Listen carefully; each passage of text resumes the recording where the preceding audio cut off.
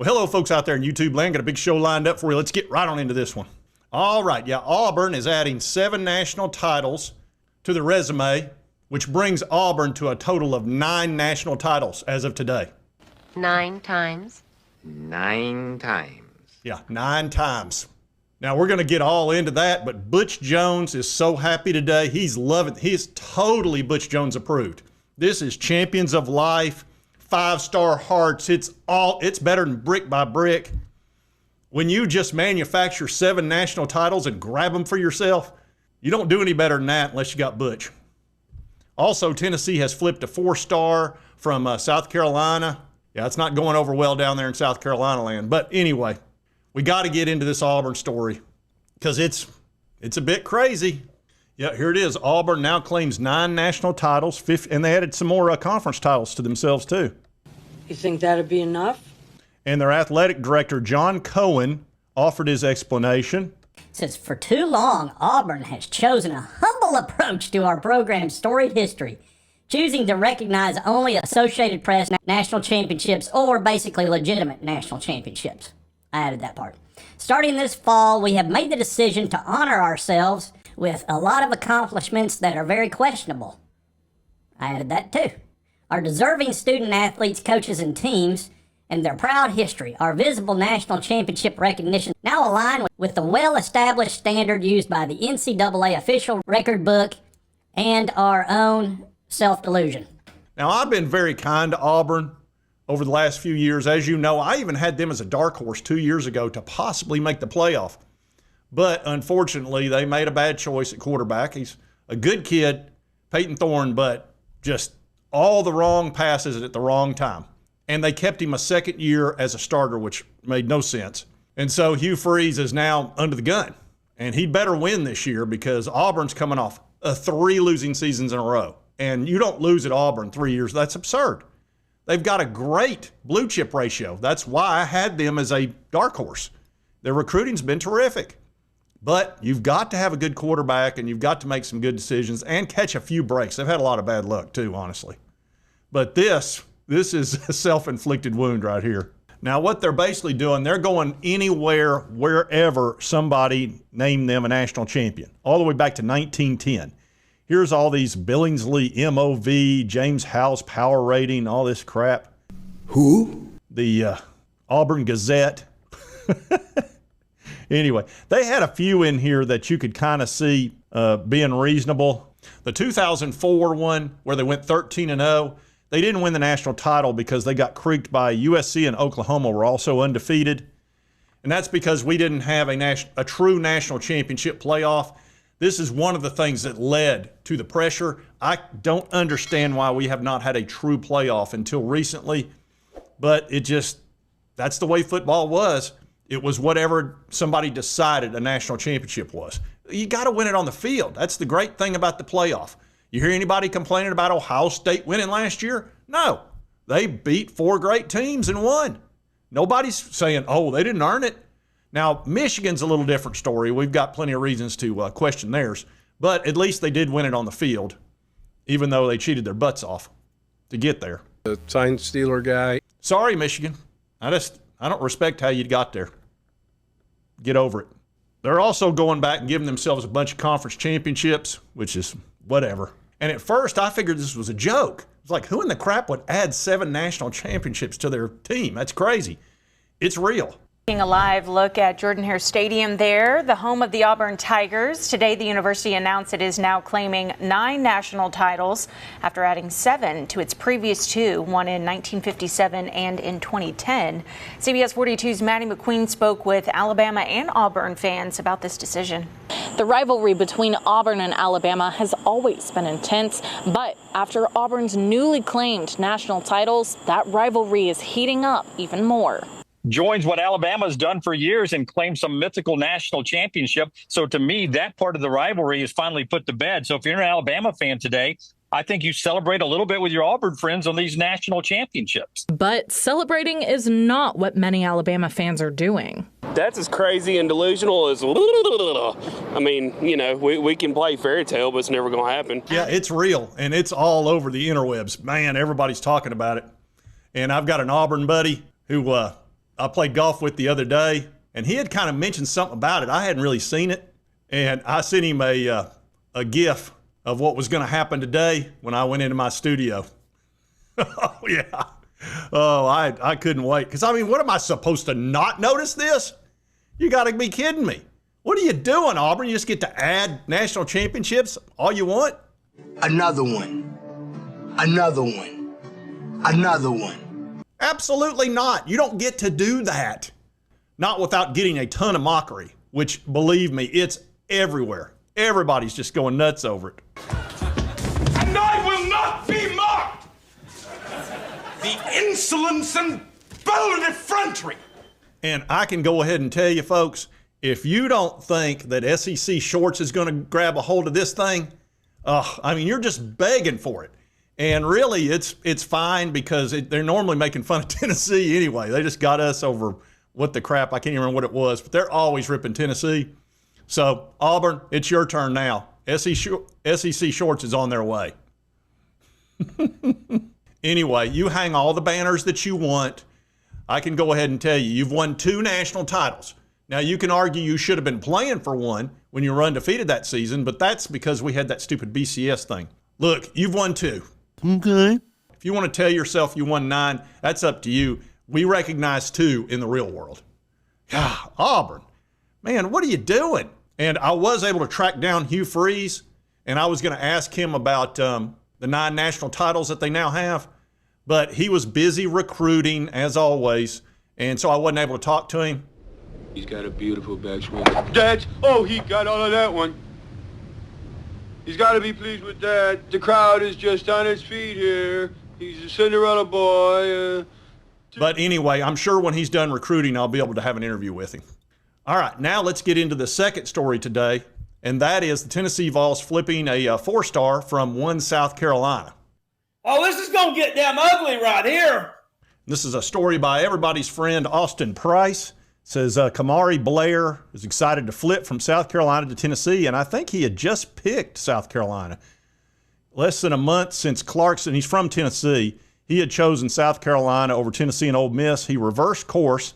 He said, I'm excited as I could be about it. It's been a fight between both schools for my recruitment. I just think in the end I had to do what I had to do. I'm excited to play and get on campus. It was distance was the big recurring thing. Obviously, it's his home state. I can see that completely. I went to UT, didn't play football, played golf, and it's my home state. So I'm from here. I wanted to go to UT. Just kind of how it played out. I was not a 4-star, though. We didn't have star rankings in golf. So Tennessee made him a priority, definitely since he's a Tennessee guy too. So a very nice pickup for Tennessee. And we're going to take a look at the national rankings now and kind of see where everybody sits now. And this is on 247. Of course, Georgia's sitting, man, Georgia's got 31 commits. And again, remember, you can have 105 scholarships now, not just 85. So you're going to see a lot of teams getting 30 to 35 players instead of the 20 to 25 that you're used to. Georgia and the 92 average, that's a little low for them, honestly, but they picked up some 3-stars they normally don't because of the extra scholarships. And remember, a 3-star is considered a value. USC is still sitting number 2. They have 32 commits. That's a good, solid average. Lincoln Riley is under the gun. He had better turn it on or he's going to, well, they probably can't afford to let him go, but he needs to improve his record this year. And at least they're doing well with recruiting. Here's Notre Dame at number 3. NIL has changed everything for them. They have a huge alma mater, so they have unlimited money. They're doing great. Darn near won a Natty last year. Notre Dame's on a roll. Texas A&M, they're always way up here constantly. They have unlimited oil money, and they're going to spend it. And they'll probably go 8-4 again. How dare you! Alabama, top 5, as usual, 5 5-stars. That is sickening. 93 average. I thought when Nick Saban left, we'd be done with this crap. Like rat poison. There y'all are recruiting like, oh, great news for everybody too. This is awesome. Kangaroo Black is back on YouTube. And that's a good thing. Man, he got put off YouTube. Some hacker got him, is my understanding. I don't know exactly all the details. I'm not sure he does. But he got kicked off YouTube and had his channel deleted and lost all his subscribers. I think everything's back for him. I noticed it last night, so I'm very happy for him. as a fellow YouTuber, that's awful to have your channel. I mean, all those years of hard work and just have it taken from you like that. But I think YouTube reinstated him yesterday, and he was very excited from what I could tell. So anyway, good news for Alabama and Kangaroo. Let's see, number 6, Texas. That's a little low for them. Their average is a little low. What's going on here? You know what it is? They spent $40 million on this team this year. Allegedly. And maybe they're running out of money. But I doubt it.